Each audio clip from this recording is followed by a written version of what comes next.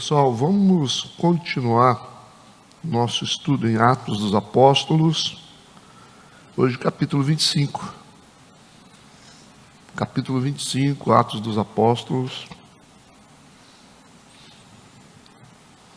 Ok.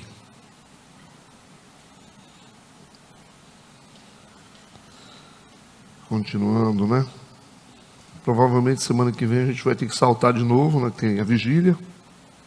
A não ser que vocês querem ficar direto.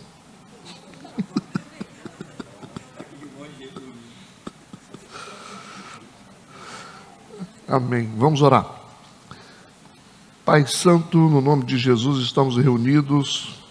Queremos pedir a iluminação do Teu Santo Espírito para que possamos entender a Tua vontade através da Tua palavra. Nós queremos consagrar esse tempo ao Senhor, em nome de Jesus, amém e amém. Ok. Atos dos Apóstolos, capítulo 25.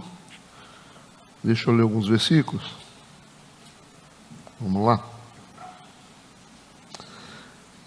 Entrando, pois, Festo na província, subiu dali a 3 dias de Cesareia a Jerusalém, e o sumo sacerdote e os principais dos judeus compareceram perante ele contra Paulo e lhe rogaram, pedindo como favor contra ele que o fizesse vir a Jerusalém, armando ciladas para o matarem no caminho. Mas Festo respondeu que Paulo estava guardado em Cesareia e que ele brevemente partiria para lá. Os que, pois, disse, dentre vós tem poder, desçam comigo, e se neste homem houver algum crime, acusem-no. E havendo-se demorado entre eles mais de 10 dias, desceu a Cesareia e no dia seguinte, assentando-se no tribunal, mandou que trouxessem Paulo. Chegando ele, rodearam-no os judeus que haviam descido de Jerusalém, trazendo contra Paulo muitas e graves acusações que não podiam provar, né? Amém. Vamos lembrar que no capítulo passado, todos lembram, Paulo esteve preso por 2 anos, né? Vocês estão conseguindo lembrar? Sobre a ordenança do governador Félix, que depois se aposenta e vai assumir o governo romano um homem chamado Festo. O nome dele é Pórcio Festo. É o novo governador. Ok? E aí, a partir dessa posse de Festo, quem vai conduzir a causa do apóstolo Paulo agora vai ser esse novo governador. Né? Só para vocês se posicionarem no assunto, né? O versículo 1 diz: entrando, pois, Festo na província, subiu dali a 3 dias de Cesareia a Jerusalém. A gente viu que o Festo agora, né, assumiu o governo, novo governador. Então ele vai para Jerusalém para se familiarizar com a cidade que vai ser a central do seu governo, Jerusalém, né?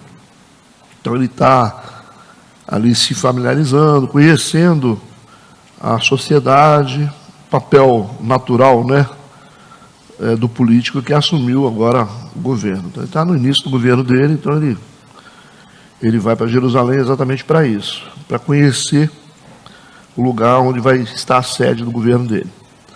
No versículo 2 diz: e o sumo sacerdote e os principais dos judeus compareceram perante ele contra Paulo e lhe rogaram. Então a luta continua. Eles continuam pressionando agora o governo para que o governo julgue ou mande sentenciar logo Paulo sem passar por julgamento, né? Então eles tentaram com o governador anterior, agora vão tentar com o atual. Por isso que o texto diz que o sumo sacerdote, que é o principal, né, líder religioso, junto com as autoridades religiosas judaicas, agora comparece diante do novo governador. O sumo sacerdote agora não é mais o Ananias, né? Ananias morreu. Vocês lembram que o próprio Paulo deu uma sentença para ele, né? Lançou uma profecia sobre ele e o cara morreu mesmo, não teve jeito não. E agora a luta, né, dos religiosos contra Paulo continua. No versículo 3, o texto diz que pedindo como favor contra ele que o fizesse vir a Jerusalém, armando ciladas para o matarem no caminho. O pedido deles aqui é para que o governador Festo, eles estão pedindo que Paulo seja executado sem julgamento. Não é necessário, dentro da visão deles, que Paulo passe por um julgamento, mas que seja sentenciado simplesmente com base na palavra deles. Porque eles tinham uma cilada já armada no caminho contra Paulo. A intenção deles aqui é, quando Paulo voltasse ali para Jerusalém, que ele fosse pego no caminho e assassinado. Está aqui os religiosos. É importante a gente entender qual é o propósito de cada estudo desse e o que Deus está querendo comunicar para a gente. Eu espero que vocês, a cada capítulo, vocês entendam qual é a mensagem que Deus quer deixar para vocês a respeito do contexto. O que Deus quer deixar com isso? A última semana que a gente estudou, eu fiquei bem assim, perplexo diante do comportamento dos religiosos, diferente dos romanos. Isso chamou a atenção da gente, Chamou a atenção da gente, e é uma coisa que nós, como igreja, precisamos ouvir, porque nós estamos muito aquém da realidade das coisas, mesmo estando dentro das igrejas. Ontem, a gente estava conversando com algumas pessoas ontem à noite e falando sobre isso. Às vezes a gente acha que a nata espiritual de Deus está dentro das igrejas, mas nem sempre, Nem sempre. E vocês precisam viver baseados nessa realidade de que a igreja, ela só existe porque Deus tem um amor muito estranho pela igreja que ninguém consegue explicar. Mas a gente vive problemas dentro de igreja que muitas vezes a gente não viu lá fora. Não é verdade? Não é que eu estou fazendo aqui, nenhuma guerra contra o povo cristão. Eu quero trazer uma realidade para a gente perder esse senso de achar, porque nós entramos por uma porta, que nós somos perfeitos e que a gente está em posição de julgar o mundo. Isso aí que eu preciso que vocês entendam, porque senão a gente não vai conseguir mudar nunca. Todo lugar que eu vou, eu esbarro religioso. Religioso que vive num ponto cego e acha que pode fazer as coisas em nome de Deus. Ok? E se tem uma coisa que a igreja de Jesus tem que combater, é esse povo, os religiosos, Os religiosos que se acham espirituais, mas que estão bem longe de Deus e já tem até um espaço separado para eles no inferno, para eles estarem lá. Porque você conhecer as coisas de Deus e mesmo assim você continuar vivendo de qualquer jeito, e querendo achar que você é melhor que todo mundo, isso é pior do que ser ímpio, eu acho, Isso é pior do que ser ímpio. A religião, para mim, ela é um demônio, eu acho. A religião é um demônio. E espiritualidade não. Ser espiritual é uma coisa. Agora, ser religioso é uma coisa muito complicada. Então nós temos aqui os judeus religiosos e a gente tem aqui o sumo sacerdote, o cara que está em cima, na hierarquia religiosa é o cara que está no topo, o sumo sacerdote, juntando aí os outros líderes religiosos para simplesmente assassinar Paulo. Então, Paulo está provando um pouco do veneno dele, porque quando ele era Saulo de Tarso, a gente viu lá em Atos, logo no início, que ele respirava ameaças e mortes contra os discípulos do Senhor. Está escrito ameaças e assassinatos, respirando ameaças, a atmosfera emocional dele era essa, para matar, e pede cartas para assassinar, pede autorização, ou seja, tem justificativas, ele busca justificativas para assassinar, É o que a gente não espera a gente espera de um ladrão o roubo, a gente espera de um corrupto a corrupção, mas a gente não espera de um doutor da lei uma trama de assassinato. Você espera isso?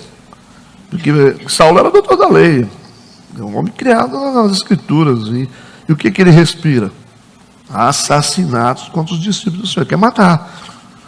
Ele quer matar e quer justificar porque ele quer matar, né? Por isso que ele pede cartas. Então ele vive assim. Por isso que Deus teve que moer ele, né? Para tratar dele. A primeira experiência dele é cair de cara no chão. É uma experiência que ele teve com a fragilidade dele, porque às vezes Deus tem que quebrar realmente a nossa banca para mostrar para a gente que a nossa religião ela é vã, né? Que a gente precisa ser espiritual. E é só você estudar um pouquinho a Bíblia, você vai ver o que acontece, né? Então é o mesmo Paulo, aqui que foi Saulo, né? Que passou por essas perseguições. Por isso que Jesus disse, eu vou mostrar para ele o quanto ele deve padecer pelo meu nome. Está padecendo mesmo, né? Está padecendo. Como diz o outro, né? O pau que dá em Chico e dá em Francisco. E aí ele está na mesma situação, agora sendo perseguido. Mas mudou, né? E aqui, no versículo 3, os religiosos estão pedindo ao governador que o trouxesse a Jerusalém, né? Armando ciladas para o matarem.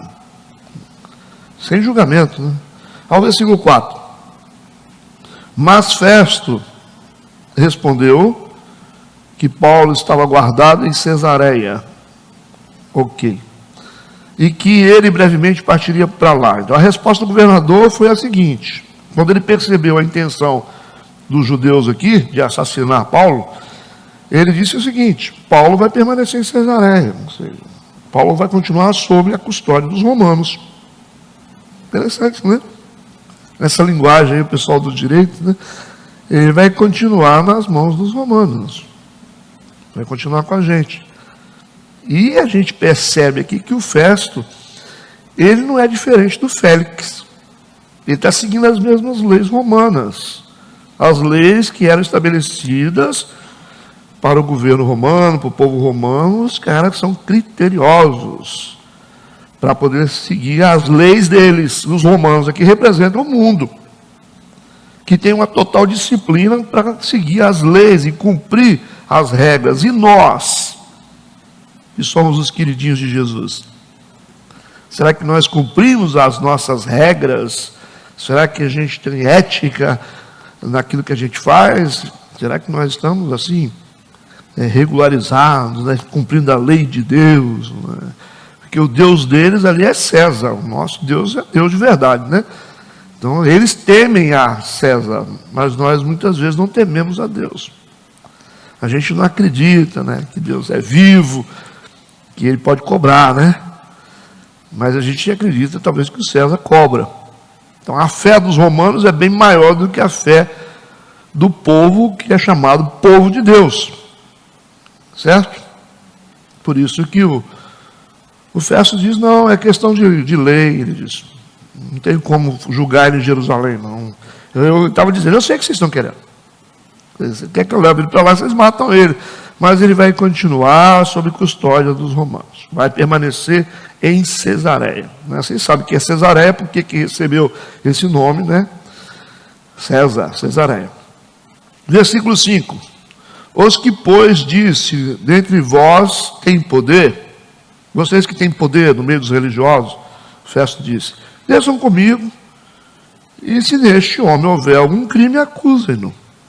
Olha que legal. Se realmente vocês conseguem provar que Paulo é um criminoso, que ele fez algo errado, então vocês vão lá acusar. Não tem problema nenhum, não. Está aberto o convite para vocês. Legal, né? A proposta de Festo é que os judeus mais influentes, né, pudessem descer junto com ele para Cesareia para participar diretamente do julgamento de Paulo. Vamos lá, vamos participar, vamos fazer a coisa certa. Percebe como que isso começa a falar com a gente? Ou não? Você vai continuar julgando as pessoas de forma errada?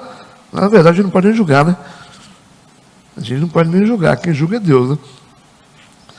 E aí no versículo 6, e havendo-se demorado entre eles mais de 10 dias, o que aconteceu aqui? O Festo está demorando ali em Jerusalém, está mapeando a cidade, conhecendo a jurisdição que ele vai tomar conta, né? Que ele é novo, né? Foi eleito recentemente.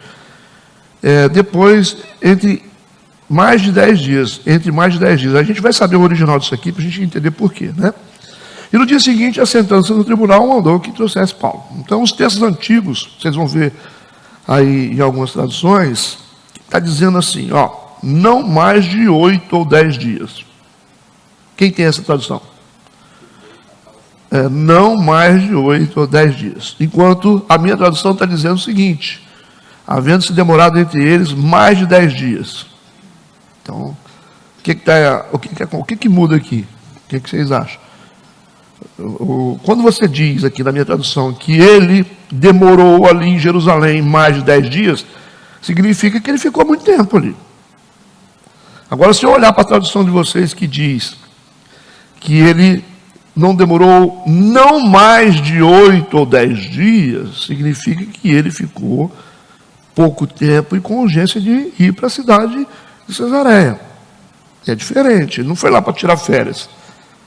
Então a tradução de vocês mostra que ele foi, mas tinha urgência de voltar para Cesareia. Ok? Por isso que o Lucas, ele usou essas palavras, segundo a tradução de vocês aí, para marcar a brevidade da estadia dele em Jerusalém. Ele foi para ficar pouco tempo. Por isso que é importante examinar várias traduções, para você entender o texto. Quem quer estudar a Bíblia precisa examinar outras traduções. Se você não gosta de estudar a Bíblia, então você tem que ficar diante de quem gosta de estudar. Ou você aprender com um discipulador que gosta de estudar. Né? Toda pessoa que tem preguiça, né, de ler a Bíblia, é bom ser submisso, né, às pessoas que estão ensinando, aos discipuladores. Mas é normal isso aí é normal. Né? Gente que fala, tem uma preguiça danada. Então, quando a gente tem muita preguiça também de estudar as Escrituras, a gente vira massa de manobra, né? Aí eu falo aqui que Paulo é ferro, vocês vão acreditar, né? Eu falo aqui que vocês têm que pagar muito dinheiro para vocês serem salvos, vocês vão dizer amém. Não é verdade? Eu posso até vender um terreno no céu, que vocês vão querer comprar. Vocês duvidam? Se eu tentar aqui, eu consigo uns 5. Na igreja à noite, eu consigo uns 20 ou mais. Se eu ficar firme mesmo, se eu ficar sério, dar um retetê assim e falar com eles, Deus estava vendendo um terreno no céu. Você pode pagar parcelado no cartão. Vocês duvidam disso? Eu nem tento não, porque se tentar, eu vou decepcionar. Tem gente que me procura e fala assim, pastor, eu sonhei com esse negócio. Quero que o senhor me fale o que é. Se eu quisesse falar qualquer coisa, hein? Deus está falando para você dar um carro de presente, velho. Eu falo, gente, vocês tomam cuidado com esses negócios que vocês ficam falando. Essas conversas que vocês chegam para qualquer pastor, vocês pegam um pastor doido aí que vai arrancar até o tênis de vocês do lugar. Fica muito, entrega demais, não estuda, não pesquisa, fica assim, não, quer que terceirizar, né, as coisas de Deus. Tem coisas que a gente tem que olhar, tem que pesquisar, a gente tem que conversar com as pessoas, né? Mas examinar as Escrituras, certo? Você olha, ouve, examina as Escrituras. Ouve e examina as Escrituras, para ver se bate, né? E é bom vocês orarem também de vez em quando, né? Para o pastor, assim, né? Mas eu falo com a pessoa, você quer saber se eu estou aqui em nome do Senhor Jesus? Só se orar, ué. Se eu não tiver, Deus me tira. Vocês não são crentes? Vocês não são assim com Jesus? Você está preocupado por quê? Então, vai orar, ora, faz jejum, pede a Deus, Deus revela se esse cara é gente boa, ou se ele está falando o nome dele mesmo. Aí Deus mostra para você. Eu sempre digo, né? Nada melhor do que isso, né? Orem, busquem a Deus, vá diante do Senhor. Aí Deus diz para vocês o que é certo, o que é errado, né? Vai mostrar, vai colocar sentimentos no coração de vocês. Mas quando a gente não quer fazer nada disso, não quer orar, não quer buscar, a gente se entrega para qualquer manipulador. Depois reclama, né? Não deu certo, né? Não dá certo, né? A gente busca Deus e Deus mostra o que a gente tem que fazer. E até as lideranças que a gente tem que estar debaixo delas. Ok? Tudo bem até agora? Versículo 6. Versículo 7. E chegando ele, rodearam-no os judeus, né, os religiosos lá, poderosos, que haviam descido de Jerusalém, trazendo contra Paulo muitas e graves acusações. Mas é só de boca também, né? Não tem nenhuma prova. Né? Que não podiam provar. Vão acusar Paulo, mas não pode provar. Né? Então as autoridades judaicas aceitaram o convite para estarem lá e estão agora também no tribunal. Versículo 8, mas ele em sua defesa disse, eu não pequei em coisa alguma contra a lei dos judeus, nem contra o templo e nem contra César. Aqui o Paulo faz a sua defesa sobre essas coisas, essas acusações, né? De ter pecado contra os judeus, contra o templo, que é sagrado, e contra César, que é o imperador. Ele disse, não pequei, não me levantei contra ninguém. Ok? O Paulo está querendo se proteger, vocês estão achando? O que vocês acham? As palavras de Paulo parecem que ele está tentando se proteger, né? Está com medo de morrer. Não está com medo de morrer. Não é?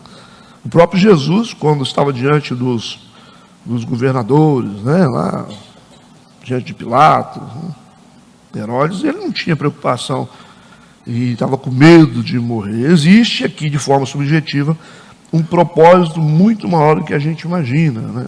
A ideia de Paulo aqui é testemunhar Jesus Cristo. Ele sabe que vai morrer, o fim dele já foi determinado por Deus, ele sabe o tempo que ele tem, e ele quer testemunhar todas as camadas da sociedade.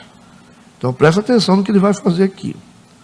Ele está dizendo o seguinte, eu não pequei contra ninguém. Não violei lei nenhuma. No versículo 9, todavia Festo, querendo comprazer os judeus, porque Paulo se defendeu, né?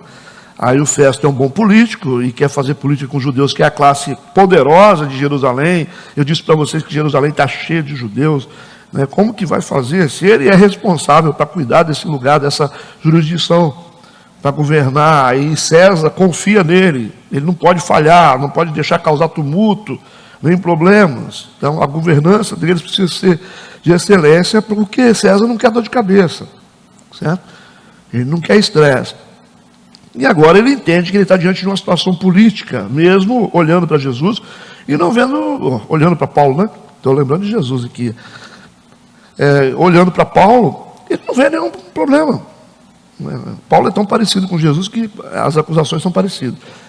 Ele não vê nenhum tipo de crime aqui que pode levar ele a uma sentença de morte, mas ele precisa fazer política com os judeus. Ele não pode deixar que os ânimos dos judeus se inflamem ali. E ele, respondendo para o Paulo, disse o seguinte, queres tu subir a Jerusalém? Você quer que eu te mando para lá? Já que você está falando aí, quer que eu te envie para Jerusalém? Se você for para a mão deles, você já sabe o que vai acontecer. Vai estar debaixo da minha ordenança, são eles que vão julgar você lá. E se lá perante mim julgado acerca dessas coisas, você quer ser? Então a gente percebe que o Festo aqui não está interessado na verdade. Se o texto diz que ele quis fazer defesa, quis fazer política com os judeus, então ele não está querendo saber da verdade. Mas o interesse dele aqui é político, né, junto aos judeus. Ok? Não está preocupado.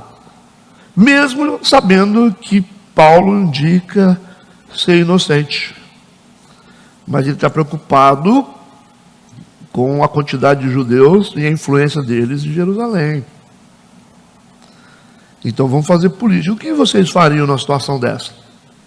No lugar do Festo? A gente já sabe, não precisa responder. Não é? Temos que nos colocar no lugar dele. Ele tem ciência de que Paulo é inocente, mas ele sabe que vai arranjar um problema para ele, se ele tomar uma decisão justa. Ok? Então, isso acontece na vida. Muitas vezes a gente sabe da verdade, mas a gente prefere se posicionar politicamente, para proteger a própria reputação, às vezes. Isso acontece dentro da igreja também, no nosso meio, onde a gente prefere ignorar a verdade para proteger a própria reputação, né? E não tem coisa pior do que você ver cristão tentando proteger a própria reputação. Isso significa que a gente não aprendeu com Paulo, a gente não aprendeu com Jesus, a gente não aprendeu com Deus, porque Deus em momento nenhum protege a reputação dele. Porque Deus toma decisões sem se preocupar em ser mal interpretado. Você já viu Deus preocupado com isso? Deus é mal interpretado mais de 60%, 70%. As pessoas não entendem Deus e ficam falando que Deus é ruim. Porque Deus dá essa margem para a gente não interpretar de forma certa. Deus faz coisas que a gente não entende. Ele fica em silêncio. A gente ora, às vezes, ele fica em silêncio. Então, ele toma decisões em relação à nossa vida que a gente fica assim, será que eu mereço passar por isso? O que eu fiz? A gente não sabe, né? Mas você já viu Deus explicando assim, por isso? Não explica. Porque ele não está preocupado em defender a reputação dele, porque ele já está acostumado a ser mal interpretado. Porque Deus não tem compromisso com a reputação, ele tem compromisso com a verdade. Certo? Então ele trata a gente para salvar a gente mesmo quando a gente é mal interpretado. Ou você já foi mal interpretado pelo seu filho quando você castigou ele? Seu filho falou assim, você não é mais meu amigo. Você passou por isso. Você não me ama. Você foi mal interpretado quando você quis corrigir para o bem. Deus corrige a gente para o bem e a gente interpreta Deus de forma errada. Jesus foi mal interpretado. Chamavam ele de comilão, falavam que ele tinha demônio, que ele era tumultuador. E quando ele esteve diante aqui dos julgadores, ele não ficou assim, não, gente, tem misericórdia na minha vida. Não, ele não estava preocupado com isso. Aliás, ele mexeu no sistema. E o Paulo parece que é bem parecido com Jesus, né? Porque Jesus é parecido com Deus. E a gente vai perceber também os outros discípulos mais adiante parecidos com Deus. Então ninguém está preocupado aqui em proteger a si mesmo, mas sim proteger a causa, porque a igreja é muito maior do que nós. Vocês não sabiam disso? A igreja é um contexto espiritual que é muito maior do que os nossos valores pessoais, as coisinhas que a gente gosta, as políticas rasteiras que a gente faz. Então a igreja é muito maior do que isso. Homens e mulheres de Deus se auto-sacrificam por um bem maior. Certo? A gente não fica protegendo, não, eu vou ser mal interpretado. Fala você. Fala você, porque o pessoal vai pensar, né? Fala você, né? Foi o bispo, né, que falou, né? Bota na minha conta. Minha conta já está desse tamanho, né? Minha conta está uma maravilha, assim. Meu saldo negativo. Às vezes eu chego perto de pessoas na igreja, as pessoas me estranham. Falam assim, nossa, Alice, você é um cara tão bravo. Eu falei, mas você não conversou comigo? Eu falei, não, é porque as pessoas falam. Né? As pessoas dizem, foi ele, cuidado com o pastor da igreja, você vai ver. Eu sou um monstro, né? O bicho papão, tem criança que sonha comigo. Não dorme. Treme, já atendi jovem lá dentro da minha sala que fica assim, ó. Eu falei, mas por que isso aí? Não, porque o pessoal fala, né? O pessoal pega a gente. Eu nunca vi um trem desse. Eu sou igual um doce de coco, gente. Eu não sei, rapaz, umas coisas, né? Tem liderança da nossa igreja que faz assim, vai jogando na minha conta, né? Ele que mandou, ele que fez, é ele que cobra, ele vai jogando na minha conta, depois nós vamos ver como é que vai ficar lá no céu. Tem que falar assim, eu tomei a decisão, e daí? Eu tomei a decisão. Por quê? Porque eu não quero. Não adianta, a gente tem que assumir as coisas, correr risco. Tem gente que não gosta, fica com raiva, fala um monte de coisa, mas você tem que fazer o que é certo, ou não? Tenta se proteger para ver onde você vai parar depois. A gente vai, quando você fizer alguma coisa que é importante, você vai ver que você vai ter um monte de gente falando de você. Você vai ter gente que não gosta de você, simplesmente você ser crente. Por você ser um cristão, seja um cristão e comece a buscar Deus, você vai ver como é que eles vão te tratar dentro da empresa que você trabalha. Eles não vão ficar preocupados com os ladrões, vão preocupar com você, com a sua fé, com a sua religião. A sua família fica preocupada com você. Eles falam assim, você está diferente, você está sem graça. Você fala, mas eu parei de fumar maconha, eu parei de beber, eu estou só na igreja. Tem gente que fala assim, mas você antes era melhor. Vocês já viram isso? Aí você começa a ser excluído pelos seus familiares, simplesmente porque você optou para parar de fazer um monte de coisa errada. É assim que funciona. Eles te excluem, você é chato. É porque você gosta das coisas certas, gosta de honestidade e não fala palavrões.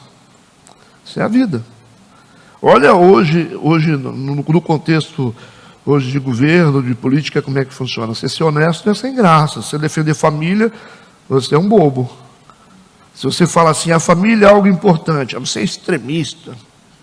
Né? Eu gosto das coisas assim, a gente tem que pagar as pessoas, né? Tem que ser justo, né? Honesto, imparcial. Isso é sem graça. Né? Nós estamos vivendo um mundo doido. Hoje eu chego nos lugares para comprar as coisas, eu não sei nem o que eu falo. Eu não sei se a pessoa é mulher ou se é homem. Eu não sei. Eu falo assim, vai que eu falo, ei menina, ei menino, não sei. Eu falo ei. Não sei. Você sabe falar? Você não sabe. Você corre o risco, você está né? Tá achando o quê, né? Uma vez eu cumprimentei um menino no supermercado, me atendeu bem, obrigado menina. Quando eu comecei a bater a mão, eu vi que não era uma menina. Eu percebi que era um menino que queria ser uma menina. Aí eu falei, meu Deus, aí vai ficar complicado. É melhor ficar quieto. Né? Você não sabe o que você fala. Eu cheguei também no supermercado uma vez, encontrei um amigo de muito tempo, crente, né? Aí eu falei com ele assim, ei, como é que você está? Tá bom, tanto tempo que eu não te vejo. E a sua esposa? Ele, já troquei, pastor. Eu falei, trocou? Eu falei, Aí fiquei, não vou falar mais, né? Aí passou um tempo, encontrei outro na rua. Eu falei, e aí, está casado com a mesma mulher? Ele falou, casamento é com uma só. Então eu vou ficar quieto, que é melhor. Você não sabe, um acha que tem que ficar casado direto, outro acha que tem que trocar. Então eu falei, é melhor ficar quieto. Então você fala só, ei. Então os valores mudaram. Tem uns que falam assim, rapaz, já passei por 3, já estou na 4ª já, rapaz. O importante é ser feliz, né? Não é legal isso? Tá certo. Aí vocês estão pensando, pastor, você está fazendo escola bíblica, vai que tem alguém aqui que já passou pela 6ª esposa. Aí, o que eu vou fazer? Eu vou ficar mal. Eu não estou protegendo a minha reputação. Entendeu? Vocês perceberam que para você falar a verdade, você não tem como proteger a sua reputação? Aí o cara diz, eu nunca mais volto naquela igreja, só porque eu casei 6 vezes. Eu dei exagerada para não correr o risco de pegar ninguém, tá?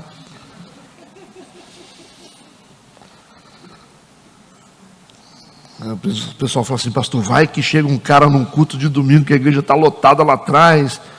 Aí o cara fica bravo com o senhor. Eu falo, eu só dou um sinal para os meus leões de chácara. Eu falo, pega. Você acha que eu vou ficar aqui? Não, Senhor, aquieta esse homem que está bravo. Eu já chamo os meninos, eu falo, cata, Julinho, Fabinho, Guto, cata e vai conversar. Chama ele para tomar um cafezinho lá fora. Oferece um chá de erva cidreira para ele. Né, Júlio? Ou a gente vai deixar acabar com o culto? Não pode, né? O culto é soberano, né, irmão? Não vão ficar aqui, o Senhor. Não tem essa. Não tem essa. Não vai acontecer. Né? Aliás, vocês não vão nem me deixar falar nada. Vocês já vão agir, que vocês são inteligentes. Vocês vão falar assim, não pode bagunçar o culto, meu irmão. Tá certo? Vem tomar um chazinho de erva cidreira que está lá fora para você. Combinado? Mas vocês são muito espirituais, né? Vocês gostam de... Senhor, manda os anjos, Senhor. Faz igual uma pastora. Manda os anjos, Senhor. O cara entrou na igreja e quebrou as pernas da pastora. Aí teve que entrar bombeiro para tirar a mulher. O cara quebrou as 2 pernas da pastora, o cara endemoniado. Porque a gente acha que o diabo não sobe no altar, né? Quebrou, né? Nas igrejas grandes os caras estão assim, ó, olhando, ó, vigiando. É assim que acontece, não subestime. Então, o diabo sobe aqui em cima, já vi falar que deu até tapa na cara de pastor. Você viu, né? Você estava lá, né? A gente pensa que as coisas são... que a gente vai dominar tudo, mas não é assim, não. Está tudo bem aí? Versículo 9. Festo deixou claro que o interesse dele não é pela verdade, mas sim está bem. Por isso ele disse, você quer que eu te entregue em Jerusalém? Para os judeus? Versículo 10, mas Paulo disse, eu estou perante o tribunal de César. O senhor não precisa me levar para Jerusalém. Eu estou diante do tribunal certo, do tribunal apropriado. Ele sabe o que ele está falando. Ele não é ignorante, né? Se pega o ignorante aqui, então cristão não pode ser ignorante. Tem que estudar as coisas, tem que conhecer a vida, conhecer as leis. Paulo disse: estou perante o tribunal de César, onde convém que seja julgado. Não fiz agravo algum aos judeus, como tu muito bem sabes. O Paulo sabia que nas mãos dos romanos ele receberia um justo julgamento. Ele sabia disso. Mas nas mãos dos judeus ele seria injustiçado. Por isso que ele diz que eu estou diante de um tribunal apropriado. O que é melhor? Cair na mão de quem? Isso aí depende, né? Se você pegar religioso injusto, talvez o ímpio talvez vai te julgar melhor. Hã? O que você acha? Você prefere um evangélico corrupto ou um juiz justo que nunca entrou na igreja? O que você prefere? Vocês acham que não tem, né? Mas é isso aqui que o texto está tentando falar para a gente. Não estou forçando o texto. Você tem que saber o que é melhor. Então a justiça é uma coisa que tem que estar na vida. Tá? Como eu disse para vocês, antes da gente ser crente, a gente tem que ser gente. Ok? Tem que ser gente. Versículo 10, ele diz: eu estou perante o tribunal de César. Estou no lugar certo. Porque ele confia na justiça romana, que é eficaz. Versículo 11, se fiz algum agravo ou cometi alguma coisa digna de morte, não recuso morrer. Se vocês provarem que eu cometi algum crime, eu estou disposto a morrer. Mas se nada há das coisas de que esses me acusam, ninguém me pode entregar a eles. Ele diz: apelo para César. Ele falou: eu quero falar com o Supremo Tribunal. É sabido, né? E foi um apelo para a instância superior. É isso aí, porque não tem como. Se o cara está diante de uma acusação para sentenciá-lo à morte, ele pode tomar essa decisão. Então ele está apelando para a instância superior, que é apelar para o Supremo Tribunal. Aqui talvez não vai funcionar bem aqui no Brasil, né? É melhor ficar na instância inferior mesmo. O direito de apelar ao Poder Supremo, em caso de vida e morte, foi assegurado por uma antiga lei a todo cidadão romano e continuou sobre o Império. Então, é lei romana. Se você estiver diante de uma sentença de morte, você tem o seu direito de apelar à instância superior, assegurado pelas leis romanas. Todo cidadão podia fazer isso. Paulo conhecia porque era cidadão romano. O Festo conhece as leis. E quem está ao redor dele também conhece. Então Paulo congelou todo mundo. Esse também não era um caminho saudável, né, ir para César, mas Paulo quer o quê? Ele quer ganhar tempo. Ele quer ganhar tempo. Então a ideia de Paulo aqui não é ser livre, porque César pode se tornar impiedoso no julgamento também contra ele. Mas ele quer ganhar tempo. Ele não quer se livrar da morte. Quer ganhar tempo para testemunhar Jesus Cristo para outras camadas, como eu disse para vocês. Isso é claro. Vamos para Atos 23, versículo 11. Vamos voltar um pouquinho? Porque ele está seguindo o que Jesus falou para ele. Olha o que diz em Atos 23, versículo 11. E na noite seguinte, apresentando-se-lhe o Senhor, disse: Paulo, tem ânimo, porque como de mim testificas em Jerusalém, assim importa que testifiques também em Roma. Paulo está fazendo o que lá? Ele está preso, gente? Muito mais do que estar preso, ele está testemunhando Jesus. Ele está interessado nisso. Ele sabe que o único que pode dar fim na vida dele é o próprio Deus. Ele não teme a ninguém, mas ele está testemunhando. E vai testemunhar, porque vai falar para o governador, já falou para as autoridades judaicas sobre Cristo, vai falar também vai chegar perto do César, né? Mas vai falar com Agripa, que é o rei, né, da Judéia, e vai testemunhar. Ele quer falar de Jesus, ele quer cumprir o que Jesus falou com ele. Versículo 12. Então Festo, tendo falado com o conselho, conversou com quem estava ao redor dele, respondeu: apelaste para César. E aí? Ele apelou para César. Né? E como eles conhecem a lei, ele diz: para César irás. Não tem jeito. Vamos fazer o quê? Nós vamos quebrar a lei aqui? Nós não estamos sujeitos a essa lei. O Festo não esperava por esse recurso, mas ele era obrigado a respeitar. Interessante, né? É interessante a gente ver um povo romano que representa o mundo trafegando dentro das leis. É interessante. Será que o império das trevas é mais prudente do que o reino da luz? É mais organizado? Por isso que muita gente perde de carroçada para o diabo. Quando nós estamos bagunçados, divididos, eles estão se organizando.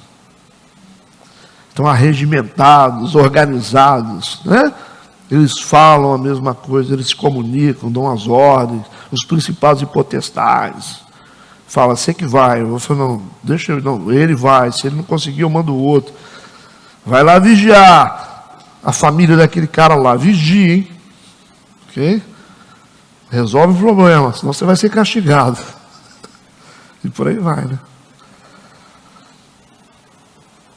Versículo 13. E passados alguns dias, o rei Agripa e Berenice vieram a Cesareia a saudar Festo.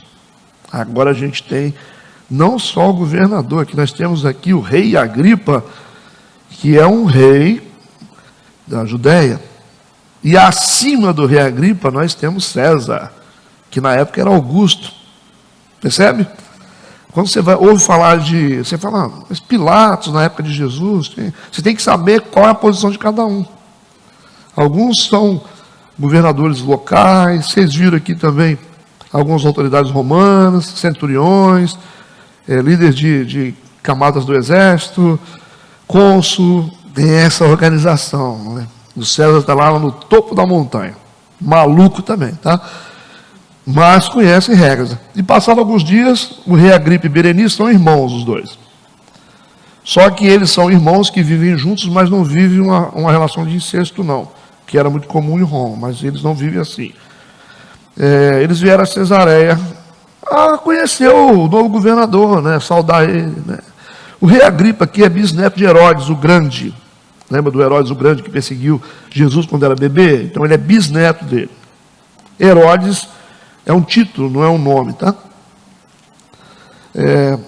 Então Agripa e Berenice eram irmãos.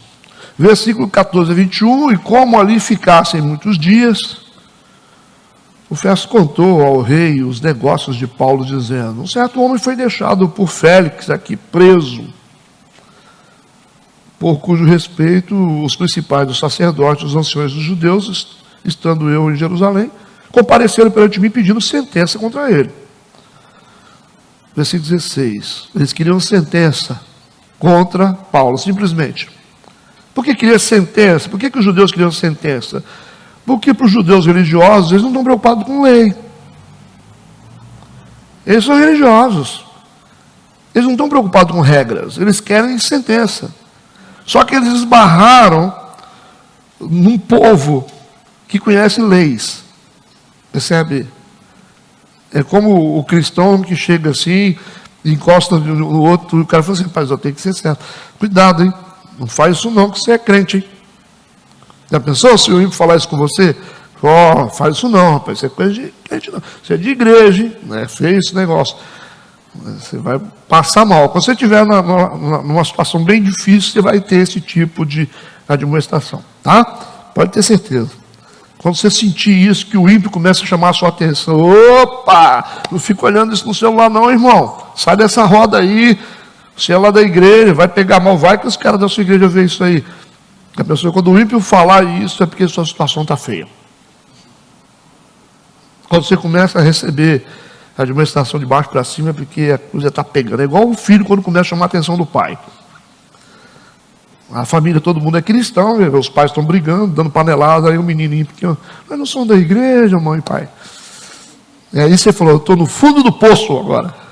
É mais ou menos assim. Por isso que ele está dizendo o seguinte, versículo 15: por por cujo respeito os principais dos sacerdotes, os anciões dos judeus, estando eu em Jerusalém, compareceram perante mim pedindo sentença contra ele. Queria que eu sentenciasse ele à morte. Versículo 16, aos quais respondi não ser costume dos romanos entregar algum homem à morte sem que o acusado tenha presentes os seus acusadores e possa defender-se da acusação. Aula com o inferno, parte 2. O inferno ensinando. Nós não podemos sentenciar uma pessoa, ok? Sem que as pessoas envolvidas estejam presentes e que a pessoa possa se defender da acusação. Ok? Está claro isso? Nós não podemos julgar nenhuma causa sem que todas as partes estejam juntas, envolvidas, e dar oportunidade para que as pessoas se defendam.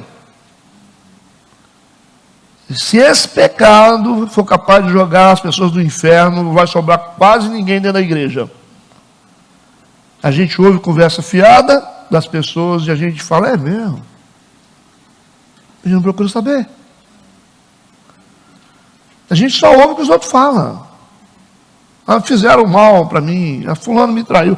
Mas é só você que fala. Tem que saber o outro, né? A outra parte, tem que trazer os dois para saber. Temos que tomar cuidado com isso quando a gente ouve coisas sem dar oportunidade para que o outro possa também se explicar. Mas no meio da igreja, o que acontece? Quem conta primeiro é que se dá bem. Não é verdade? A gente já cria resistência com a pessoa que foi acusada, a gente já despreza e não procura saber por quê.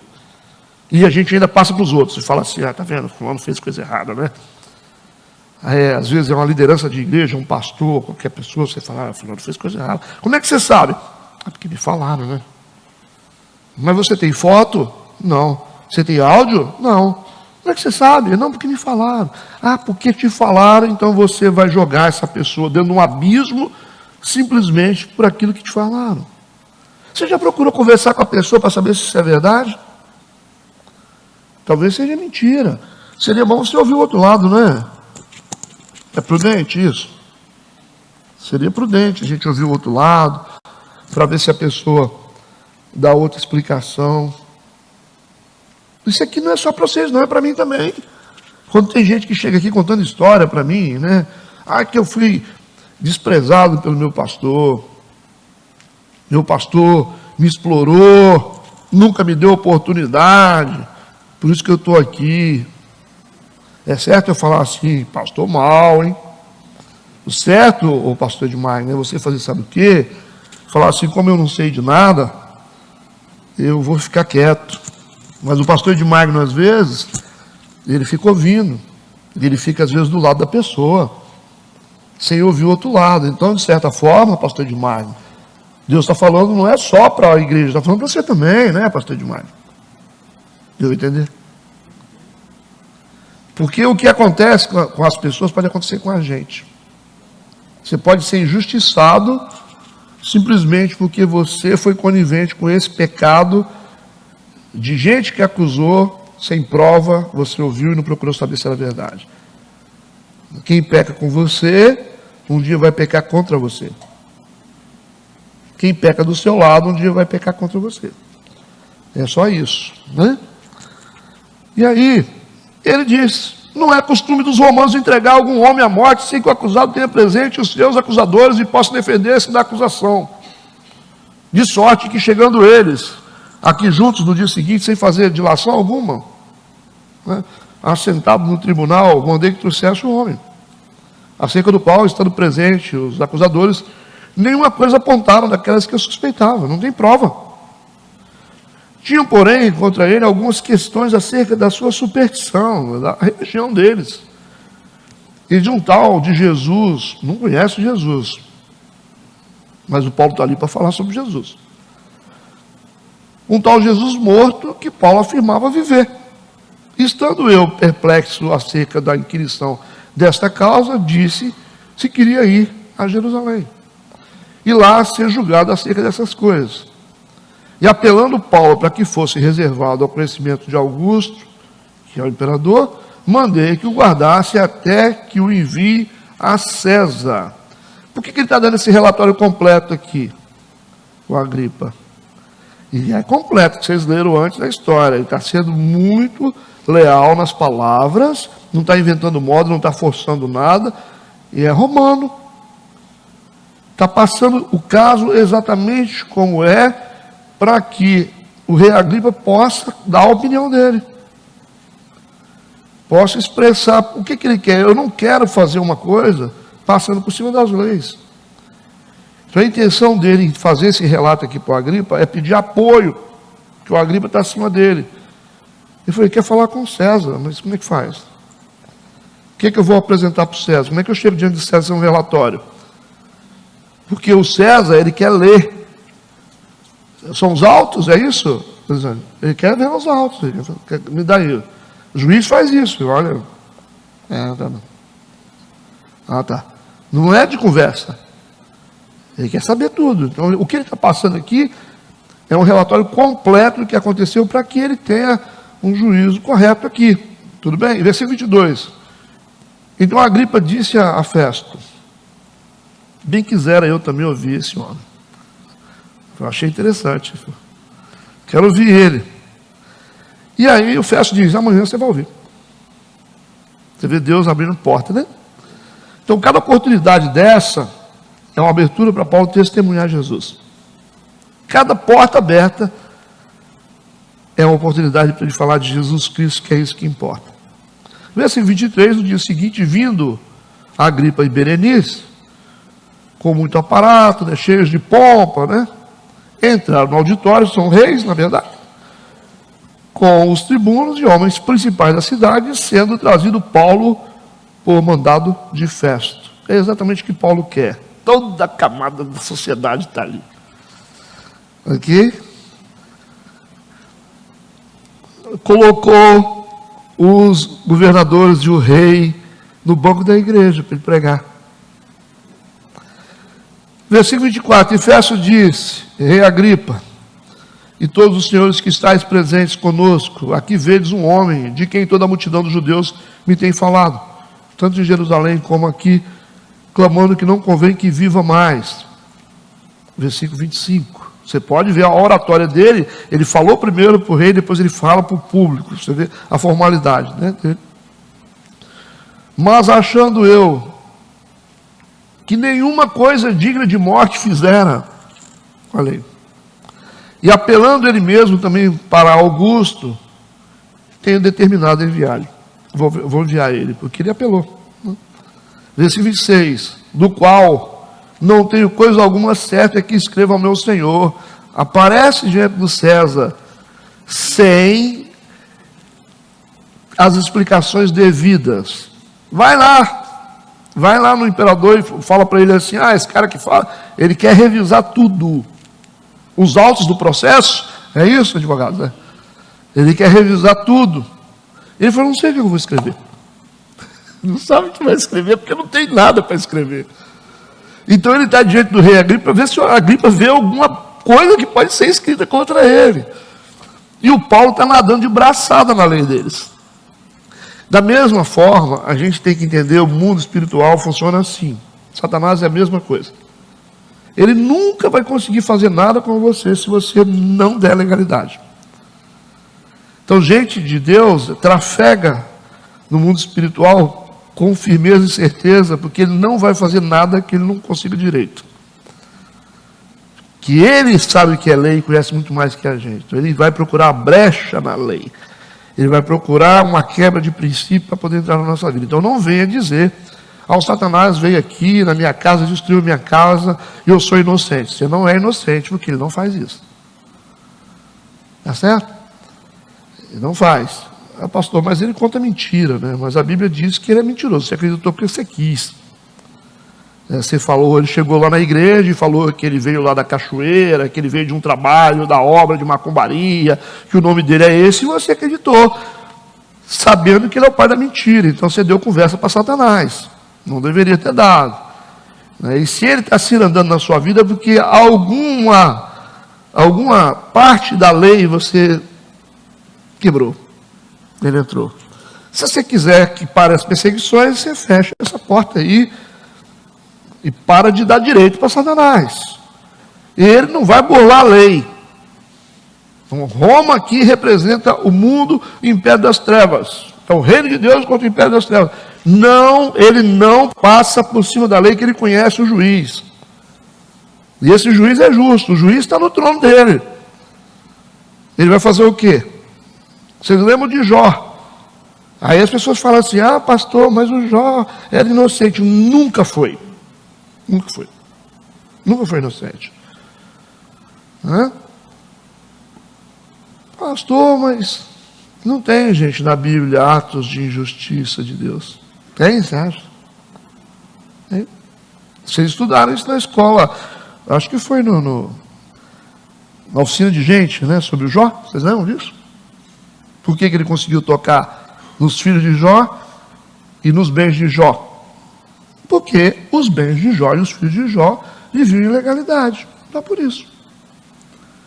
Mas a vida de Jó ele não pôde tocar, porque a conduta pessoal dele como homem de Deus permanecia.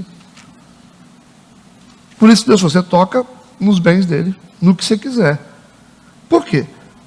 Porque Jó usava os bens para oferecer sacrifício para os filhos, para amenizar os pecados dos filhos. Ele ia diante de Deus fazer sacrifício para poder passar pano nos filhos, que ficavam pecando e de baile em baile e aprontando todas. Ele contaminou espiritualmente os bens dele. E os filhos viviam de balada em balada, não tinham compromisso com Deus. E ele tentava amenizar a situação. A mulher dele também não era cristã, não era de Deus, né? Cristã nos dias de hoje. Porque ela falou: amaldiçoa o seu Deus e morre. Então, um cara que tinha dificuldade dentro da própria casa e foi tratado por Deus por causa disso. Deus falou: o diabo veio, eu quero. Você pode tocar nessas áreas que ele deu brecha.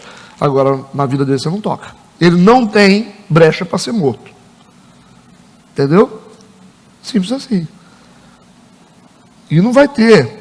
É o que Davi disse: fui novo, hoje sou velho. Durante toda a vida dele, ele falou: nunca vi um justo desamparado nem a sua descendência mendigar pão. Se tem um juiz que é justo, esse é Deus. Pode ter certeza. Nada vai acontecer de graça para a gente. O diabo não passa, gente. Vai por mim, ele não passa. Se você seguir as leis de Deus, ok? Ele não vai passar. Tá? E, pastor, mas então vai procurar saber o que está aí para acertar, porque deu para entender ou não? Está aqui, estão falando com a gente aqui. Não tem como acusar, vamos fazer o quê? Como é que vai fazer? O rei Agripa, o que eu escrevo? Como é que eu vou transmitir, né, esse caso ao Supremo Tribunal, para o imperador, sem levar um relatório formal sobre o assunto? Da onde saiu esse recurso aí? Por quê? Quer saber. Então, esse ponto aqui, desse ponto, o governante está perplexo, né? Ele quer a cooperação do Agripa. O Agripa, como é que a gente faz? Agora a gente encerra o assunto aqui. Ele quer falar. Ele quer falar lá com o Supremo César. E no versículo 27. Porque me parece contra a razão enviar um preso e não notificar contra ele as acusações. Aí vocês ficam querendo as cenas do próximo capítulo. Não é legal isso? Você quer saber quando ele chega, ele vai chegar diante do céu. Está todo mundo querendo saber como é que ele vai fazer. Essa é uma novela que tem sequência. Eu não vou forçar outro capítulo, né? E é muito interessante. E a gente encerra hoje, tá bom? Alguém quer comentar alguma coisa? Vocês são uma classe tão inteligente, vocês querem comentar alguma coisa? Vocês entenderam? Que conclusão que o senhor chega, senhor Wanderson, diante dessas realidades? Em relação a eles, eu vejo que eles são, igual o senhor já falou, que eles são muito certos na lei. Que se eles quisessem tomar qualquer decisão ali, eles estão aí. De qualquer jeito, né? Arbitrária. Porque não tem celular para gravar, não tem internet. Isso é império. Eles podiam fazer o que eles quisessem. Eles estão mandando no mundo. Vão seguir o que tem que a lei manda. Eles têm o domínio mundial do mundo. O Império Romano mandava em todo mundo. Então eles são tão legalistas que eles não se importam por isso. Se eles quisessem tomar qualquer decisão, não, mata esse cara aí, abafa o negócio, acabou. E eles não, nós vamos seguir, vamos fazer a coisa certa. Lógico que tem casos em Roma que houve muita coisa errada, mas o que a Bíblia está mostrando para a gente é como funciona o sistema judiciário deles. Não é? Se o cara fez alguma coisa lá, ele fez contra os princípios deles. Mas a gente viu claramente aqui que ele segue as regras. O próprio Jesus, foi uma dificuldade para julgar Jesus. Uma dificuldade. Pesou para Pilatos demais isso, porque ele não via nenhum tipo de acusação. A mulher de Pilatos, ela sonhava, falou, não faz isso não. Não vamos ter problema com esse homem. Deus já estava falando com ela. Mas eles forçaram, né? Eles queriam, crucifica, Jesus, crucifica. Então, um povo, quando é assim, obstinado para fazer coisa errada, não tem jeito. Então, assim, você pode decidir se você quer enfrentar o diabo ou você quer enfrentar um religioso. Você pode escolher o que você quer fazer. Né? É porque o diabo, pelo menos, você fala em nome de Jesus, ele sai. O religioso, ele fica andando no meio da gente, né? O religioso sobe no altar, fala em línguas, prega, tem uma Bíblia grandona, fala bonito. O que você quer? Enfrentar o diabo, como diz outro, com um chifre? O que é mais fácil? Você aparecer uma entidade diante de você, você tem que enfrentar, ou enfrentar um religioso, que é rasteiro e fica trafegando no meio das pessoas e a gente não sabe com quem a gente está lidando. O que vocês acham? Não sei. Então, isso é um alerta para vocês, né, que querem ir para a igreja maior, que essa casta, ela se movimenta também mais rápido depois, né? Fica ligado, né? Quando começar a falar, você fala, irmão, vamos orar, vamos. Não aguenta, não aguenta. Se for orar, você não vai aguentar orar. Vai cair demoniado, né? Vai cair demoniado. Mas tudo bem. A gente fecha. Fechamos, né? Então oremos. Pai Santo, querido, no nome de Jesus, obrigado por mais um capítulo do livro de Atos. Obrigado por essas pessoas que estão aqui. E, Senhor, as que estão a ouvir pela internet. Esperamos, Pai, que o Teu Espírito Santo faça uma obra de revolução no nosso coração, para entendermos quais são os princípios espirituais que regem o Teu reino e que muita coisa precisa ser mudada dentro de nós, porque o Senhor é Deus, o Senhor é justo e o Senhor é o Deus presente. Nós queremos consagrar a nossa vida a Ti, apelar para a Tua misericórdia e pedir ao Senhor que tenha paciência com a gente. A gente vai mudando devagar a cada dia. Nos dê um dia de paz, uma noite abençoada de celebração, de renovação de aliança. É o que nós pedimos no nome de Jesus. Amém e amém.